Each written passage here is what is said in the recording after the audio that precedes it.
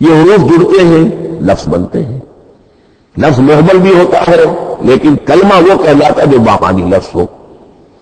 پھر ان کلمات کو آپ جوڑتے ہیں، یہ مرکب توصیفی بن گیا، مرکب اضافی بن گیا، مرکب عددی بن گیا، مرکب جاری بن گیا. پھر ان مرکبات کو جوڑ کر فقرہ بنتا ہے، جملہ بنتا ہے، کلام مفید جس کو کہا جاتا ہے. قرآن مجید کے اعتبار سے علامہ سیوطی نے مخصوص جو قرآن کی اصطلاحات ہیں ان کے حوالے سے ایک بات کہی ہے، لیکن واقعہ یہ ہے کہ قرآن کی اصطلاحات خود اپنی ہیں، دنیا کی دوسری کسی بھی اصطلاحات پر ان کو قیاس نہیں کیا جا سکتا. لیکن جاہز صوبے قدیم تھے، انہوں نے قرآن مجید کو کہا یہ دیوان کی شکل رکھتا ہے، جیسے کہ حافظ کا دیوان کسی اور کا دیوان. سورتیں جو ہے وہ قصیدوں کی شکل میں ہے، بیت شعر آیت ہے. قوافی جو ہوتے ہیں شعروں میں قافیہ، وہ یہاں فواصل ہیں. آیت کے آخری حروف ایک دوسرے سے مشابہ ہوتے ہیں کہ جن سے پھر وہ صوتی آہنگ پیدا ہوتا. الرحمن علم القرآن خلق الانسان علمہ البیان. اب یہ ایک فواصل جو ہے وہ جڑتے چلے جاتے ہیں، ان میں آہنگ پیدا ہوتا ہے.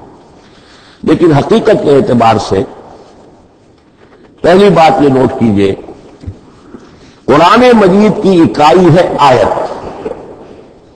اسے نہ آپ جملہ کہہ سکتے ہیں نہ فقرہ کہہ سکتے ہیں. انگریزی میں ہمارا کیونکہ بائبل کے لیے بھی جب ورس کا لفظ آ جاتا ہے تو انگریزی تراجم میں، انگریزی تحریروں میں، مقالوں میں ورس قرآن مجید کی آیت کے لیے لفظ آ جاتا ہے، ورس نمبر فلاں. بالکل غلط ہے.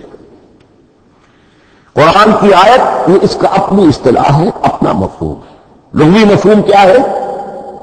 نشانی. آیت نشانی. قرآن کی ہر آیت اللہ کے علم اور حکمت کی نشانی ہے. اب قرآن کی آیتیں نوٹ کیجئے، صرف حروف پر بھی مشتمل ہیں. الف لام میم حروف مقطعات اور آیت بن گئی. وہ مرکبات ناقصہ پر بھی مشتمل ہے. والعصر مرکب جاری ہے، حرف جات، آیت ہوگی. پورے جملے پر بھی مشتمل ہے، ان الانسان لفی خسر ایک جملہ ہے، اور 10 جملوں پر بھی مشتمل ہے. اللہ لا الہ الا هو الحی القیوم لا تأخذہ سنۃ ولا نوم لہ ما فی السماوات وما فی الارض الی آخر الآیہ. آیت الکرسی کا انالیسس کیجئے، 10 جملے موجود ہیں اس میں. تو نوٹ کر لیجئے یہ چیز توقیفی کہلاتی ہے. یہ کسی گرامر کے اصول پر نہیں ہے، کسی منطق کے اصول پر نہیں ہے. آیات قرآنیہ کی تعیین توقیفی ہے، یعنی حضور کے بتانے پر موقوف ہے. حضور نے بتایا والعصر، یہ آیت ہو گئی، آیت ہو گئی، ہم آیت مانیں گے. الف لام میم آیت ہو گئی. قاف حرف ایک ہے، یہ آیت نہیں. نون ایک حرف ہے، آیت نہیں. قاف والقرآن المجید ایک آیت بنی. نون والقلم وما یسطرون ایک آیت بنی. تو اس طریقے سے اس کو کہتے ہیں توقیفی. موقوف علیہ ہے حضور کے بتانے پر. اب اس میں روایات کا اختلاف ہو سکتا کہ حضور سے کوئی روایت یہ ہو کہ یہ ایک آیت بنی یا 2 آیتیں بنی. مثلا بڑی اہم مثال آپ کو دے رہا ہوں، سورہ مزمل کی جو دوسرا رکوع ہے، پورا دوسرا رکوع وہ 1 آیت شمار ہوتا ہے. اور میرا بڑا گمان رہا بہت عرصے تک کہ یہ 1 آیت نہیں ہو سکتی، یہ مختلف اوقات میں نازل ہوئی ہے، 2 اوقات میں نازل ہوئی ہے.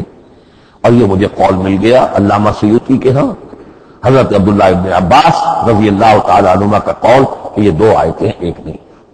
لیکن یہ کہ یہ ہوگا موقوف روایت پر، میں کوئی نہیں ہوں جو اسے قرار دے سکوں.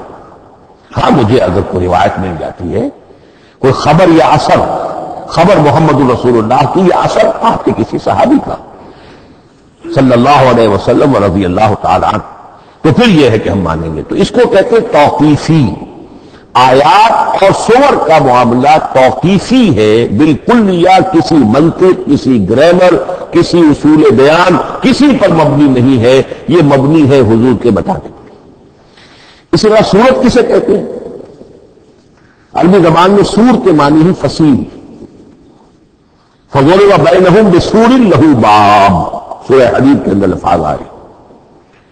اب اس کا کیا تصور دیا گیا کہ ہر آیت جو ہے وہ اللہ کے علم اور حکمت کی نشانی ہے۔ 10 آیتیں، 20 آیتیں، 100 آیتیں، 285 آیتیں، 286 آیتیں جوڑ کر ایک فصیل باندھ دی گئی۔ یہ شہر حکمت خداوندی ہے۔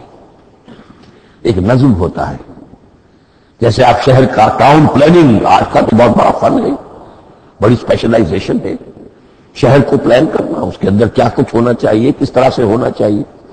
تو یہ سورت جو ہے یہ ایک یونٹ ہے قرآن مجید کی، اور اس کا جو لفظی معنی ہے فصیل، گویا کہ اس نے گھیرے میں لیا ہوا ہے ایک شہر معنی کو، علم و حکمت کے ایک شہر کے گرد یہ فصیل جو ہے پوری ہوئی ہے۔ اب اس میں نوٹ کر لیجئے جہاں تک، اچھا جیسے آیتیں چھوٹی بھی ہیں بڑی بھی ہیں، والعصر بھی آیت ہے اور الف لام میم بھی آیت ہے، اور جیسا کہ میں نے عرض کیا آیت الکرسی بھی آیت ہے۔ اس طرح صورتیں چھوٹی بھی ہیں بڑی بھی ہیں۔ سورۃ العصر 3 آیتیں، سورۃ الکوثر 3 آیتیں، سورۃ النصر 3 آیتیں، 3 ہی صورتیں 3 آیتوں پر مشتمل ہیں۔ 3 سے کم پر کوئی نہیں، 2 آیات کی کوئی صورت نہیں، لیکن آگے آپ چلتے جائیے، اس کی بڑی سے بڑی تعداد سورہ بقرہ جو ہے سب سے بڑی ہے۔ تو آیت اور سورت کے علاوہ دور صحابہ میں صرف ایک لفظ اور تھا قرآن کی تقسیم کے ضمن میں، اور وہ تھا منزل یا حزب۔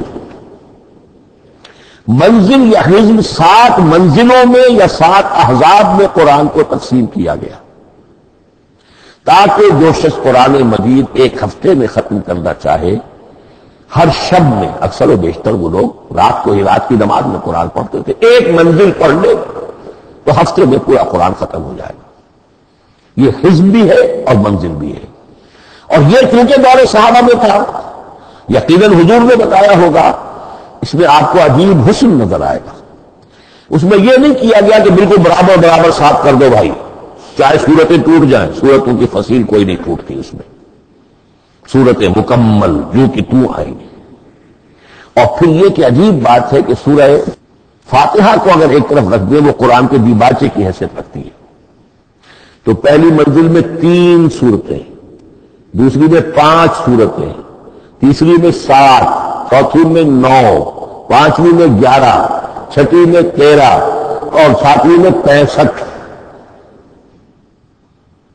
یہ ہے کہ جو ان صورتوں کی ایک بڑی جیسے کہ ایک سیڑھی چڑھ رہی ہے، اور تقریباً مساوی ہو جاتے ہیں، کوئی 4.25 پارے ہے، کوئی 4.5 پارے ہے، کوئی 4.25 پارے، اس طریقے سے ہے، تقریباً مساوی۔ لیکن آرٹیفیشل ایکویلٹی پیدا کرنے کے لیے، مصنوعی مساوات پیدا کرنے کے لیے صورتوں کی فصیلوں کو نہیں توڑا گیا۔ اس سے آگے چل کر جو پاروں کی تقسیم ہے وہ بہت بعد کی بات ہے، 30 پارے، اور اس میں آپ کو یہ ساری قباحتیں نظر آئیں گی۔ اس میں صورتوں کی فصیلیں توڑی گئی ہیں۔ سورہ حجر ایک آیت ادھر ہے، باقی ساری صورت جو ہے اگلے پارے میں فصیلیں توڑ دی گئی۔ معلوم ہوتا ہے کسی شخص کے پاس جو قرآن تھا مصحف، انہیں صفحے گنے، 7 سے 30 سے تقسیم کیا اور برابر صفحوں کے اندر وہ پارے بنا دیے۔ لیکن بہرحال دور صحابہ میں پاروں کا کوئی ذکر نہیں تھا، یہ بات کی بات ہے۔ دور صحابہ میں آیت، سورت اور حزب۔ اسی طریقے سے طویل سورتوں کو جو رکوعوں میں تقسیم کیا گیا، یہ بھی بات کی بات ہے۔ لیکن یہ جو تقسیم کیا گیا ہے سورتوں کو رکوعوں کی شکل میں، 35 سورتیں تو قرآن کی ایسی ہیں چھوٹی ہیں جو ایک ایک ہی رکوع پر مشتمل ہے۔ آخری پارے کی 37 صورتیں ہیں، پہلی 2 کی جو 2 رکوع ہے، باقی سب کے سب جو ہے وہ ایک ہی رکوع شمار ہوتا ہے۔ لیکن رکوع کیوں کیے گئے؟ لمبی صورتوں میں سے اگر کچھ حصہ پڑھنا ہے نماز میں، سورہ بقرہ پوری تو نہیں پڑھ سکتے آپ ایک رکعت کے اندر، تو اس کا وہ حصہ پڑھا جائے جس میں ایک مضمون پورا ہو جائے، مضمون نہ ٹوٹے، تاکہ وہاں پر رکوع کرے آدمی کہ جہاں پر کہ وہ مضمون ایک اعتبار سے مکمل ہو گیا۔ تو رکوع سے رکعت ہے، رکوع ہے، اس رکعت کے اندر ایک حصہ اتنا پڑھا جائے تاکہ مضمون جو ہے وہ خوبصورت رہے اور اس کا سلسلہ برقرار رہے۔ یہ تقسیم بھی اگرچہ بہت ہی ایک بدنام شخص ہے ہماری تاریخ کا، حجاج ابن یوسف، یہ اس کی ہوئی تقسیم ہے۔ یا اس نے کرائی ہے، بہرحال اس کی طرف منسوب ہے، اور یہ بات ماننی پڑتی ہے کہ بڑے گہرے غور و فکر سے تقسیم کی گئی ہے، الگ تک نہیں ہے۔